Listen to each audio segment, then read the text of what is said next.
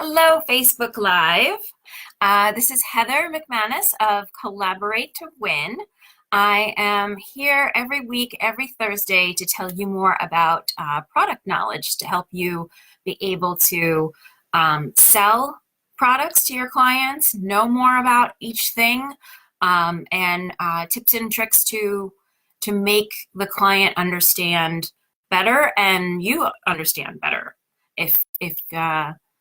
If you don't know everything about product. And they don't teach you a lot in school about product, so I think this is a good topic for designers. So today, our topic is high-end design, true luxury products.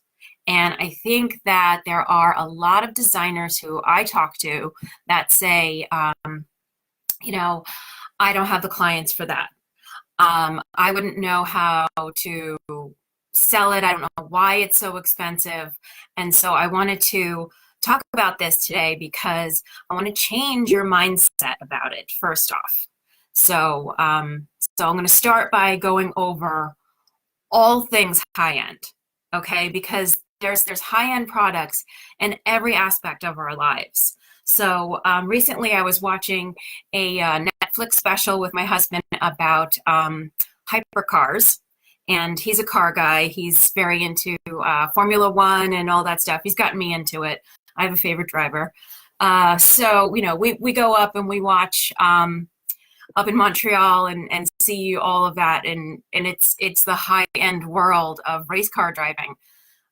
So we watched this Netflix special about a Porsche.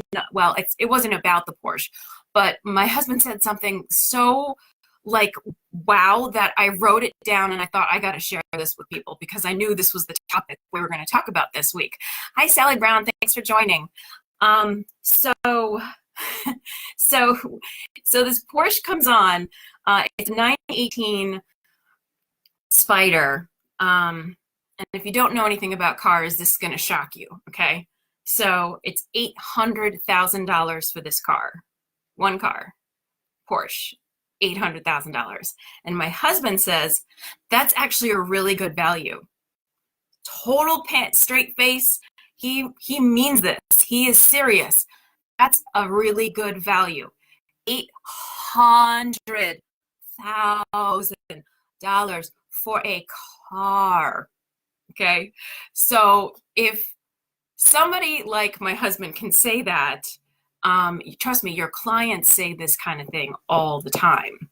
And so that struck me. So I started thinking about luxury industries in general and how we all aspire to have those things. And sometimes we will treat ourselves to that really high-end whatever it is. It could be lipstick, it could be, the car, it could be the shoes, it could be it could be the furniture, it could, and so that's what I wanted to start with, to try to shift your mindset from ever thinking that you'll never have a client that would go for something really high-end, something really special and tailored, because that $800,000 Porsche, there are reasons why that is so expensive, right?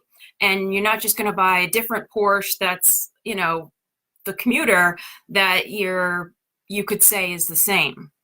So I'm going to show you one of my splurges.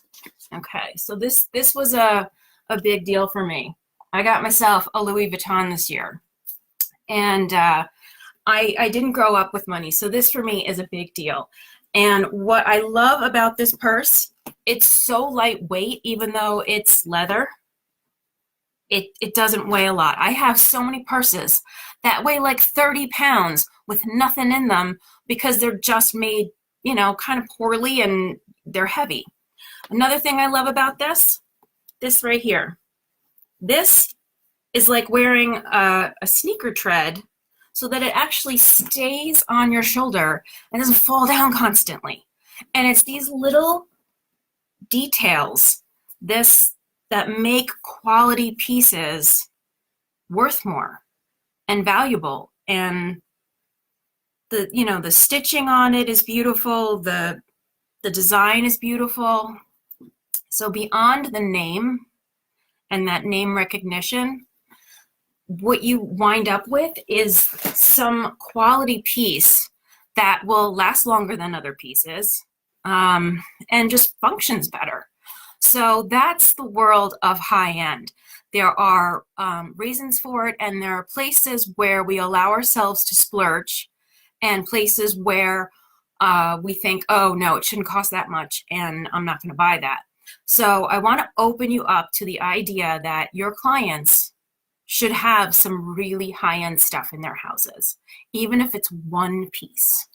One spectacular, gorgeous piece that, and the rest of the room is maybe, less than higher, hierarchy stuff that really stands out. So, so hopefully this will help you understand some reasons why high-end furniture is so expensive, how you can use it, and some of the manufacturers that you should know.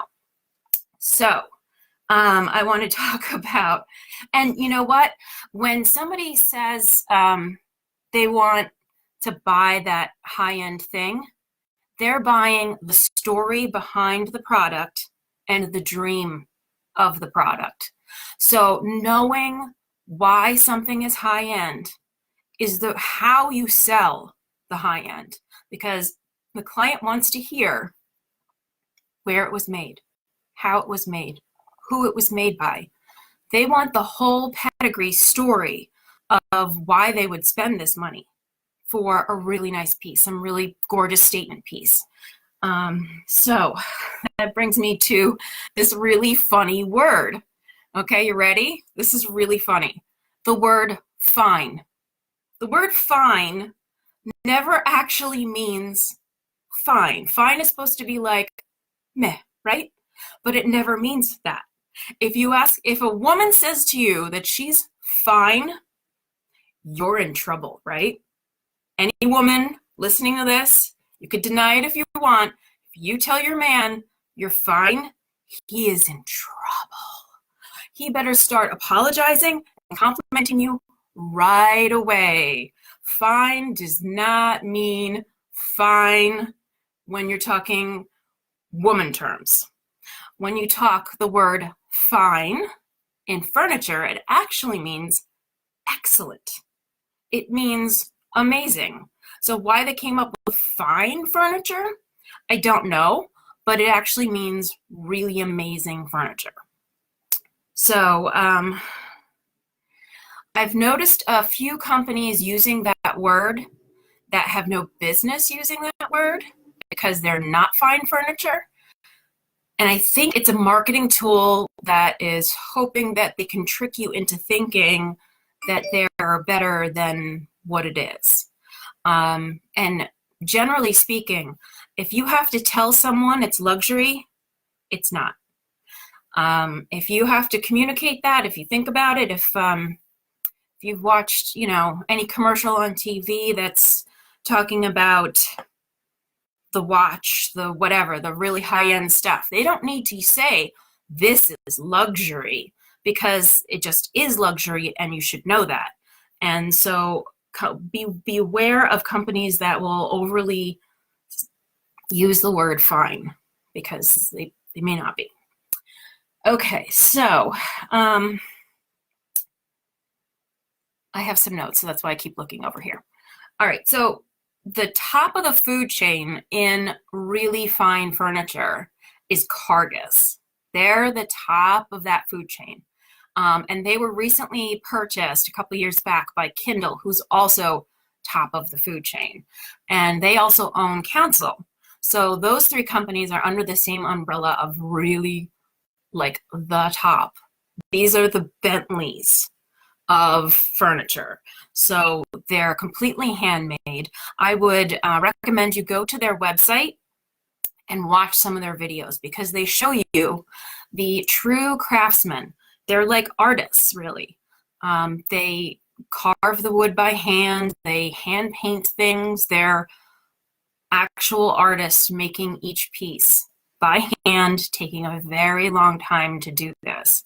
So watch some of those videos on their website, and you will get a much deeper appreciation for the art and the furniture that they're creating.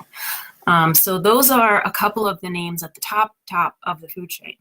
Then you've got E.J. Victor and Baker, and then Century. And even Century has like their really high-end price point, their middle price point, and then what they consider like the lesser price point. That's so even like within a company, you might have different tiers. Who else is in there? I would say Hickory Chair is still pretty high end, and there's a bunch of others too. So, but those are kind of like your big high end companies. So, what makes those so special is the materials that they use and the people that make them and where it's made too. I mean, you can get really amazing, gorgeous stuff made in Italy, made in France, made in Japan. There are companies all over the world that have exquisite furniture that you can see even when you go to High Point. So it's good to look at it. It's good to get yourself familiar with it. Open the drawer, feel inside, look all around the piece. You can tell by looking at really high-end stuff that you're looking at something gorgeous. And so the latest magazine that I got was Traditional Home, and this just struck me, so I wanted to share it.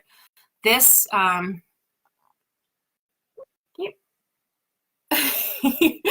this Baker sofa has so many curves and lines. You've got that tufted back, the gorgeous foot. It's so beautiful and so different that's what you get when you do high-end furniture. They come up with designs off the bat that are not like anybody else's. This is not a 3/3 standard rolled arm cushion, sofa. So it's and it's not going to go in every house. That's not going to work in many houses. But the house that it does, it's going to be amazing. So so that's the difference that you get. And I don't know if you can tell, but the piece underneath the sofa it looks like book match mahogany. And I'm going to go over what the hell that means. So this piece here, probably also made by Baker since it's in the same thing. I don't know if you can tell. So the materials that they use, they're using much higher end, rarer wood species. Mahogany is more of a rare species of wood. It's going to cost more just to buy the material. Any metals that they would use are going to be real metals, high-end metals, not, lead painted to look like something else.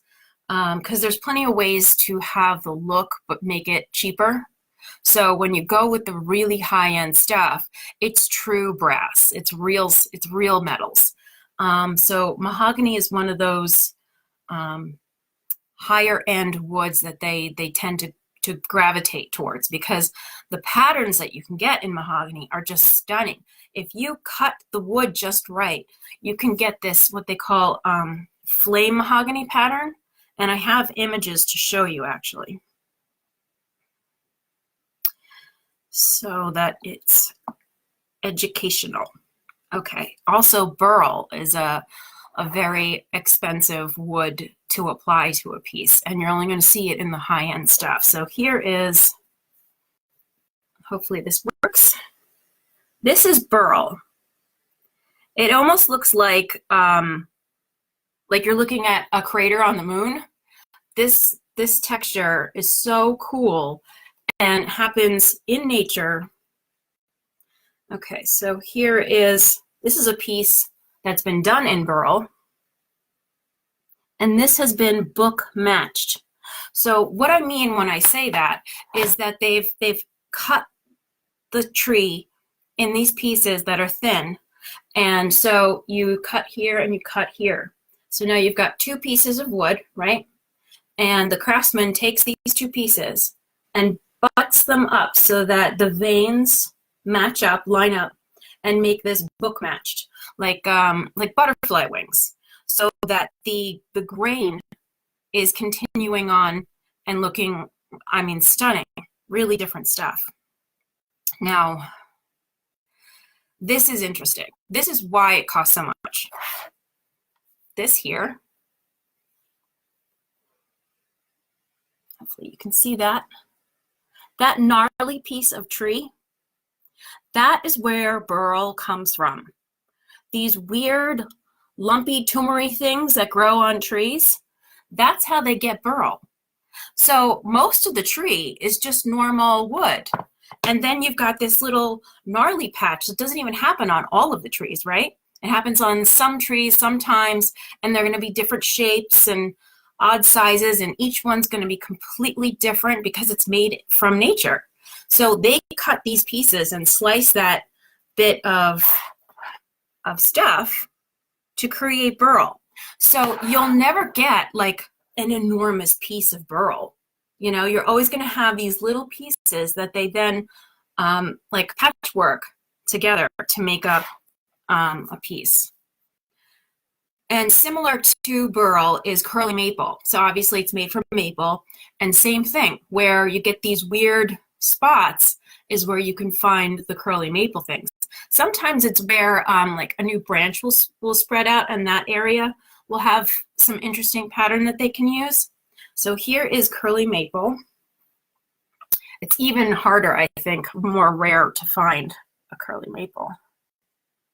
So this is a small little jewelry box, and you're going to find curly maple done sparingly and done on small pieces because it's such a rare wood to find.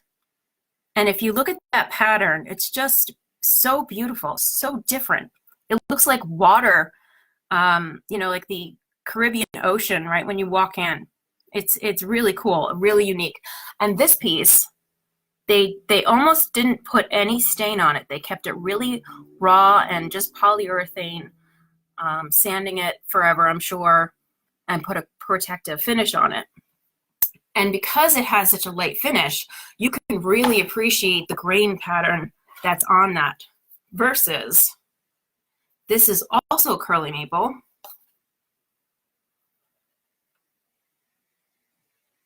This is a tabletop. So this is like somebody's kitchen table done in a curly maple. Now, here they did a much darker finish. So the highs and lows, you're going to miss some of it. You're kind of losing out a little bit on the highs and lows. And you'll notice some of the boards have more pattern and others have less pattern. And that's just the way, you know, you cut the wood. Sometimes you're going to get pieces with a lot of that wavy pattern, and then sometimes you'll get something that looks more like a regular piece of wood and then a little bit of it. So that's just some of the characteristics. Okay, here is flame mahogany. See how it looks kind of like if you were watching a fire, it looks like it's on fire. And that's the true color of mahogany. It's very orangey red. You know, in some spots it's lighter and darker. It has a lot of movement, which is why it's so beautiful. And I think a lot of companies these days take mahogany wood and put super dark finishes on it so that to me, it's like a waste. It's like you're like painting it black. If you're going with like an ebony finish on a mahogany wood, you lose all of that spectacular graining. I mean, but people do it because, I don't know, because they have the money to. Okay, so here's a beautiful antique piece where on the front of it, they did the mahogany in flame, and it looks like a painting in how they did that. Okay, here's inlay. This is another way that the price of your furniture is going to go up. Look at that beautiful inlay. That's not painted or stained. Those are little pieces of wood that have been cut out to little shapes and then put together like you would a collage with paper, but they do it with wood. It's amazing. And on Jonathan Charles's website, you can see them actually do all of this hand stuff in their videos. So check out that website too and watch those videos because really gives you an appreciation. Okay, so here is a piece by Carcass. It's a dresser. I'm sure that this is real brass. It's definitely mahogany because you can tell by the wood. And if you look at this piece, it may not be your style, right? It's not what's currently trending, but you can tell that that bottom piece here, where the foot is, kick plate area, it's all curves. There's nothing straight about that. That takes skill. And if you look at the top, they didn't just put a square top on it. It curves around the edge, it goes in the front, bows out, comes back in. It's sexy, it's sleek. Everything about it is curvy. There's no like straight lines. So much harder to do that than to just make some boxes. Real craftsman people working on this. Okay, so this, again, not currently popular. I have a feeling we're coming back to the traditional soon. This is another desk by Carcass. So if you notice all this beautiful inlay, take a look at the leg, how it simply tapers down, and then they put a little detail on the bottom. All of these little drawers take so much time to make, and I'm sure that there are lots of little secret compartments and cool, amazing stuff for this writing desk. Now, Kindle has purchased Carcass. So Kindle was always a little bit more less traditional. Like Carcass has every time period imaginable. If you have a client that is, well, I want Hepplewhite, I want, you know, Louis XV, they have all of those categories. Whereas Kindle was always a little bit more fashion forward, kind of a modern take on things. So I found this piece on their website.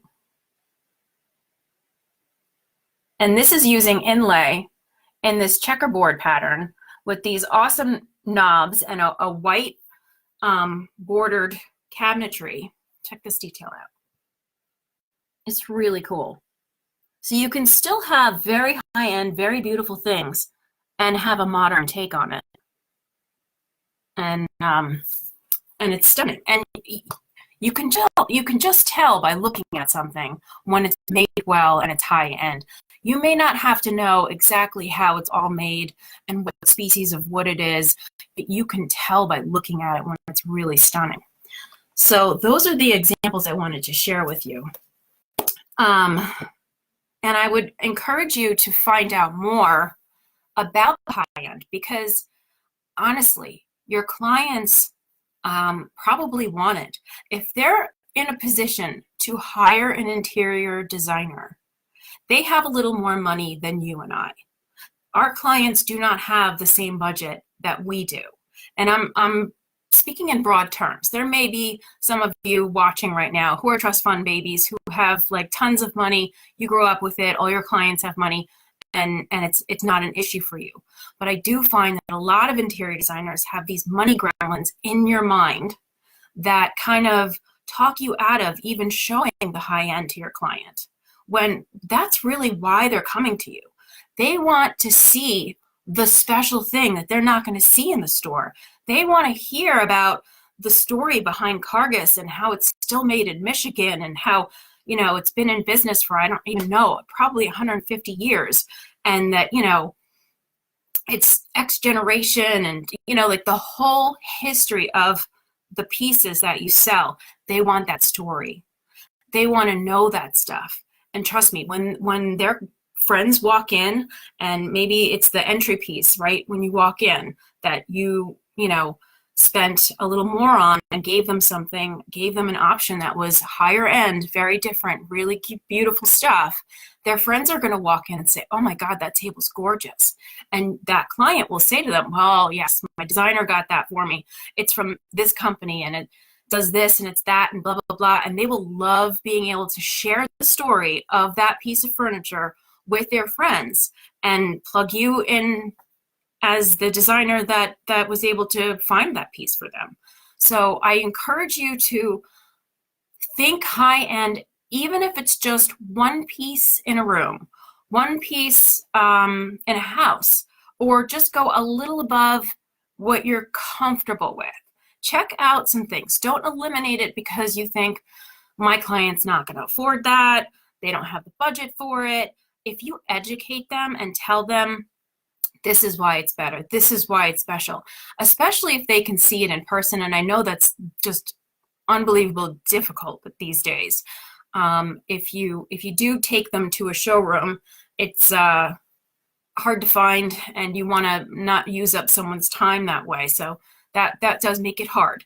But seeing these pieces in person, it really does sell it, because even if you can get like a little sample of what the wood is, or bigger samples, you know, of what the flame mahogany would do, it's just so breathtaking when you see it. Describing it and looking at an image on a website, it really doesn't do it justice. And actually, that's a good point. I'm sure all of you get the Pottery Barn catalog. And Pottery Barn is higher middle of the road furniture in their price point. In the quality level, it is low to medium price quality, but they're charging a lot more for it. And this happens every time I've ever sold it, looked at it, gone to the store. What they show you in the catalog is so disappointing when you look at it at the store. It doesn't matter if it's the lamp, the bedding, the furniture. It's just like, what? How is that? They do an amazing job on their catalog, styling things, making it look so much higher end than it really is. And then you see it in person, and it is a true disappointment. I gotta say, with every company I sell to my clients, even like the just good level, even just that good, it's always so much more impressive in person than it ever was in a catalog or online, or the little sample I showed them to help, sell it, because I don't have a showroom to bring them to. I'm not going to waste someone else's time bringing them to the New York showroom or to anyone else's furniture store around here. I'm very sensitive to that. People work on commission, and you don't want to waste their time. So when I sell it, I'm selling it from the idea, the story of why it's going to work all together in their room. And it's always so much more impressive. And when the client sees it, they're like, wow, I mean, I knew I liked it, but I love it. Like, this is so amazing. And when you work in the high end stuff, the really expensive stuff, it knocks your socks off. It takes your breath away. Like, it's just, wow. So when you're at High Point, if you go at all, whether it be spring or fall or any time, don't eliminate the high end. Go check it out. Go see it. Go feel it. Just go appreciate it. And think, you know what? I'm going to sell my clients some really nice stuff. And also, if you do, imagine how amazing your photographs are going to be, because we all want to professionally photograph our rooms, right? So if you've got a really standout, stunning high-end piece in there, that's definitely something you're going to accessorize. And that could be, maybe the new marketing photo that you use on like everything. So next week, I will come back and tell you more about products. I'm going to do these live Facebook group things every single Thursday at 1 o'clock. So I hope you continue to join me. And thank you, everyone who was here. Thank you, Sally. Thank you, Lisa. Thank you, Jim. Thank you, Amy. So glad you guys were able to be here and listen to me talk. I hope you learned something. And really, get the money gremlins out of your mind, because they are not. Your money story is not your client's money story. They have so much more money than you, and if you show them the thing that's spectacular, chances are they're going to say, let's just do it. So happy selling. And next week, I'm going to talk about the absolute opposite end of the money spectrum in furniture. So we're going to talk about the level that's usually called good. We're not even going to discuss garbage that winds up in a landfill in 2 to 3 years. We're going to start with good or lower end. And then the week after, we can talk about the middle of the road furniture companies and the differences between them. So I hope you guys have a fantastic day, and I will see you next week. Bye.